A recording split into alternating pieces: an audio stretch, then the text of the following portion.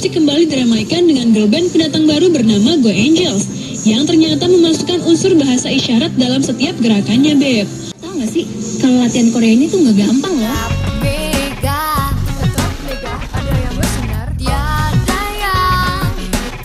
Wah, unik juga ya, Beb, karena girl band ini mengaku ingin musiknya bisa dinikmati oleh semua kalangan. Dan satu-satunya setiap gerakan apa itu dari kata apa, kenapa, kamu, itu kan semua ada caranya tersendiri.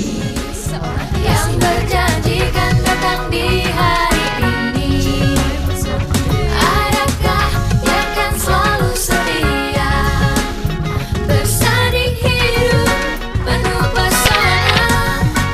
Bahkan para penyandang tunarungu sekalipun dapat menikmati dan mengerti tentang musik yang mereka tampilkan.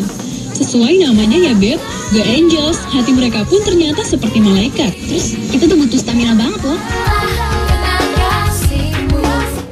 Sangat luar biasa, Mas. Jadi adik-adik kita ini yang sangat berbakat. Lagu-lagu itu anak saya suka semua. Iya. Lagunya gimana? Enak denger ya? Enak kok, tapi satu dari cycle ya? Nah, iya satu cycle. Itu bagaimana? Bagus resekannya. Keren banget, dan itu pastinya butuh persiapan yang matang ya, dan performa itu sangat oke, personel juga sangat cantik-cantik.